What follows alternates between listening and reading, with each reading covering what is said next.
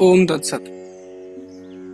ओम श्री परमात्मने नमः। ओम श्री गुरुवे नमः। जीवों की 14 श्रेणियां तथा परब्रह्म परमात्मा से ही उत्पन्न होने के कारण सबकी ब्रह्म रूपता।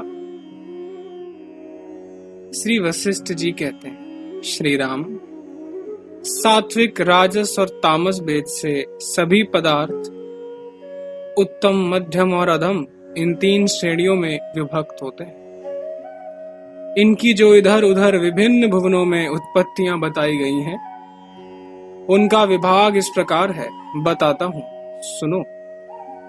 जिस जीव को अपने पूर्व जन्म में शम, दम आदि समस्त साधन तथा गुण संपत्ति प्राप्त होने पर भी ज्ञान नहीं हुआ, वह जीव इस जन्म में ज्ञान लाभ के योग्य बनकर उत्पन्न होता है।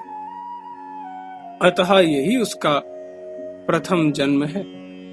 उस श्रेणी का जीव व जन्म इदम प्रथम नाम से विख्यात होता है। यह इदम प्रथमता पूर्व जन्म के शुभ अभ्यास से प्रकट होती है। वही इदम प्रथमता यदि पूर्व जन्म में वैराग्य की कमी के कारण शुभ लोकों का आश्रय लेने वाली रही हो, अर्थात उत्तम लोकों की प्राप्ति के लिए किए गए शुभ कर्मों से संयुक्त हो, और इसीलिए विचित्र संसार वासना के कारण भोग व्यवहार वाली हो, तो भोगों से वासना का क्षय होने पर वह कुछ ही जन्मों में मोक्ष की प्राप्ति करा देती है। अतः शांति आदि गुणों से युक्त होने के कारण उस दूसरी जीव जाति को गुण पीवरी कहते हैं। श्री राम, नाना प्रकार के सुख दुख रूपी फलों को देने में मुख्य कारणभूत पूर्व जन्म के पुण्य और पाप का अनुमान कराने वाली जो जीवों की श्रेणी है, उसे पुण्यात्मा पुरुषों ने ससत्वा कहा है, क्योंकि वह सत्व गुण की वृद्धि के द्वारा मोक्ष की भागिनी होती है। जो जीव श्रेणी विचित्र संसार की वासनाओं से युक्त होकर अत्यंत कलुषित हो गई हो, अर्थात पूर्व जन्म में संचित किए गए अधिक दुष्कर्म जनित दुर्वासनाओं से मलिन हो गई हो, और भांति भांति के भले बुरे फल प्रदान करने वाले मुख्य कारणभूत पूर्व जन्म के धर्म और अधर्म का अनुमान कराने वाली हो, वह सहस्त्रों जन्मों में ज्ञान की भागिनी होती है। इसलिए साधु पुरुष उसे अधम सत्वा कहते हैं। वही जीव श्रेणी यदि अध्यात्म शास्त्र से विमुख होने के कारण असंख्य अनंत जन्मों के पश्चात वर्तमान जन्म में भी उसके मोक्ष होने में संदेह ही रह जाए, तो उसे अत्यंत तामसी कहते हैं। नृप श्रेष्ठ राम, जीव की जो उत्पत्ति पूर्व जन्म की वासनाओं के अनुरूप एवं वैसे ही आचार व्यवहार वाली हो, तथा 2-3 जन्मों के अनंतर जिसे मनुष्य जन्म प्राप्त हुआ हो और वैसे ही कार्य कर रही हो, वह लोक में राजसी कही गई है, जिसके लिए ज्ञान प्राप्ति के योग्य जन्म का मिलना दूर नहीं।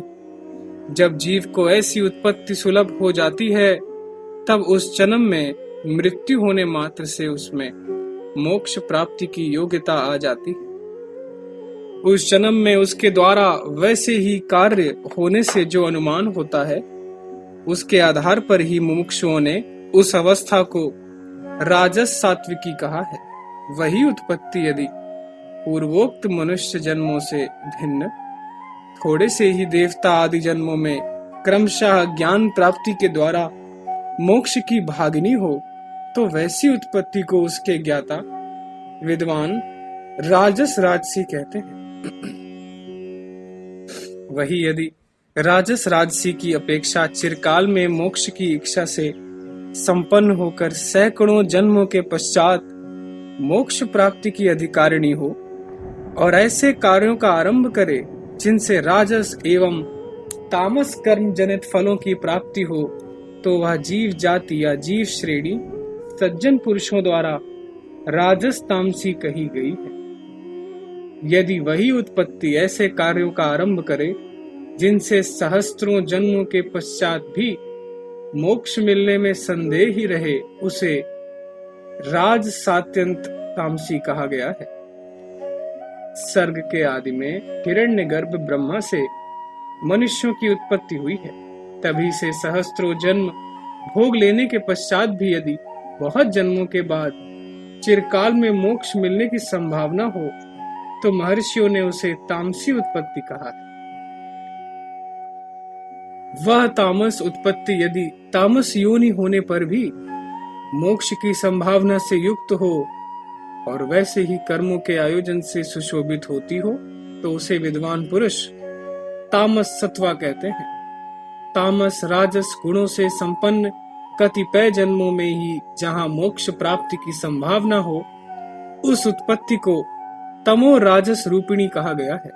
तथा जो उत्पत्ति पहले के हजारों जन्मों से लेकर आगे होने वाले सैकड़ों जन्मों तक मोक्ष प्राप्ति की योग्यता से रहित हो, उसे उत्पत्ति की श्रेणी का विभाजन करने और जानने वाले विद्वानों ने तामस तामसी कहा है। जिस उत्पत्ति में अतीत काल के लाखों जन्मों से लेकर भविष्य काल के लाखों जन्मों तक मोक्ष मिलने में संदेह ही रहे, उसे अत्यंत तामसी कहते हैं।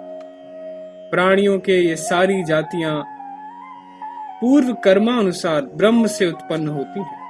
ठीक उसी तरह जैसे कुछ चंचल हुए समुद्र से तरंगे उठती रहती हैं। जीवों की ये सभी श्रेणियां उसी तरह ब्रह्म से उत्पन्न हुई हैं, जैसे प्रज्वलित अग्नि से चिंगारियां प्रकट होती हैं, जैसे सुवर्ण से कड़े, बाजूबंद और केयूर आदि आभूषण प्रकट होते हैं।